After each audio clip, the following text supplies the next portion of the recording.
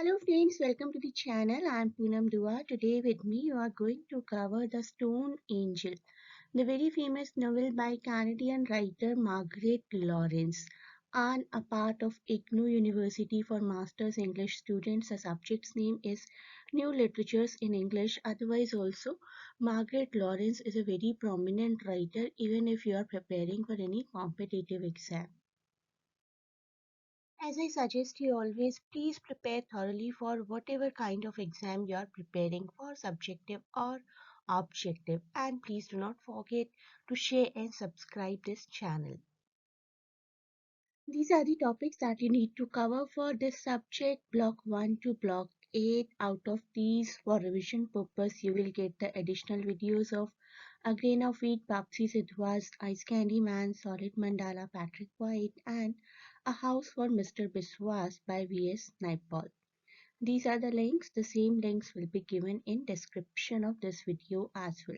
Please do check the description and do watch all the videos for your better preparation. Laurence is a Canadian author and very famous for this book, The Stone Angel, which was published first in 1964. And we can always say without any doubt this is one of the most well-known work of Lawrence's 5 novels, which are set in fictional Manitoban town of Manawaka. What is this Manitoban town of Manawaka? That we will come to know. Manitoba is actually a real province, but in this real province, there is a fictional town created by this writer, used as a location as a setting of a novel and short stories. The town was based on her real life experience, her hometown, Nipawa.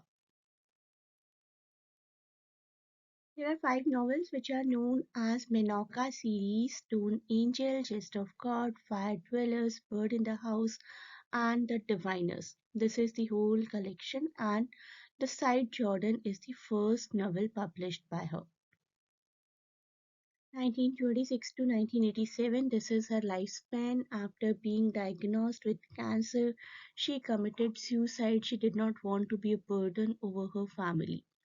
She was a Canadian novelist and short story writer, one of the most major figures in Canadian literature, also a founder of Writers' Trust of Canada, a non-profit literary organization that seeks to encourage Canada's writing community.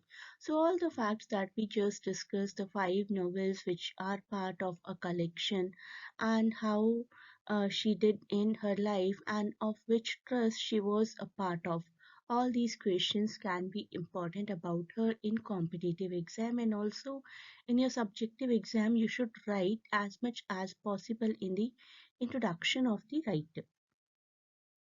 This is the story of Hagar Shipley, who is 90 years old, woman, very obstinate, and because of being obstinate, she has lost too much. She is the subject of the novel. The book is based upon the theme of pride. If you are too prideful, that is too egoistic, then how your life and the life of your people thereafter suffers. This is the basic plot. Her relationship with her father, her brother, her husband, all and even her sons, all were ruined by her overwhelming pride. Too much ego. Her son John even also passed away as a result of her over excess pride, and her stubbornness led to the dissolution of her own marriage too. So everything she spoiled because of the excess of pride. The novel follows the eccentric, unusual, or I'll say very strange life of Hagar Shipley across a number of decades. She keeps on thinking about her past life. When she learns that her son Marvin and daughter-in-law Doris are trying to place her in a nursing facility, kind of an old age home, she leaves the house. She embarks on a journey, on a quest to make peace with her past. During that quest, basically, she is able to do introspection of her life, and she comes to know that she also had made many mistakes in past. Hagar remembers and recalls her rupture from her father. कैसे अपने father से separate हुई थी, जो कि बहुत wealthy shopkeeper थे from Manitoba, who disowned her.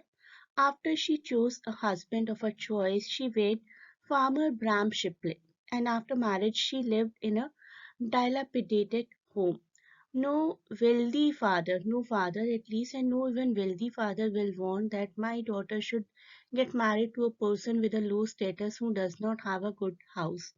That was the reason of her separation with her father. That point of time also, she was very stubborn about her decision of marriage. Now, the next target of her stubbornness becomes her husband. Because of her stubbornness, obstinacy, she always thought she was better than her husband and treated him cruelly as their marriage crumbled and he developed an alcohol problem. So, the trouble started in marriage too because of the stubbornness of Hagar. After her husband, first she had frictions with her son. The younger son, her favorite son, John. John chose a girl of his choice for getting married, Arlene, and she disapproved that girl, and that became the reason of rupture between John and Hagar. Hagar, after hearing that she is being sent to a nursing home, goes for a hiding, and in her hiding she meets a person named Leo. Leo gives her the opportunity to confront the one thing she believes she must keep a secret to the grave, namely her part in John's death. लियो उनको realise करवाते हैं उनकी आज तक की सारी mistakes और उनको गिल्ट फील करवाने की कोशिश करते हैं. She can no longer suppress her feelings and recognizes that her steadfast determination was to blame for all the poor choices, poor decisions, and bad judgments she made throughout her life. Now, maybe for the first time, she is accepting that it was her bad decisions, it was her ego, it was her excess pride that became a reason for her poor condition at present. Eventually, she is able to come to terms with Marvin. At least, Marvin को अब वो understand करना चाहती हैं. So, if you are asked what is the basic theme of this novel, that is the excess of pride, the dangers of being too egoistic. Yes, at the end of the novel, our protagonist experiences this. She realizes that her extreme pride is actually the main cause of most of her difficulties, most of the breaks of her relationships, be it with the father, be it with the husband, be it with the sons. Her mistreatment of others, her resistance to admit when she is mistaken, and her inability to make concessions or understand others' viewpoints are all results of her superiority complex. I am the one who is supreme and everyone else is wrong. Her actions throughout the narrative cause the breakdown of various long lasting connections, as I told father, husband, sons.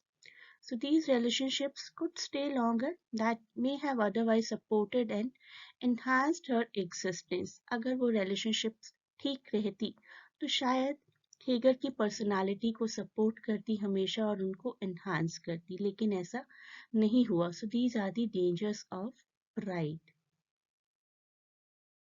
So that is it for this part of the video. You may join the class to cover the topics in detail along with the PDF and live sessions.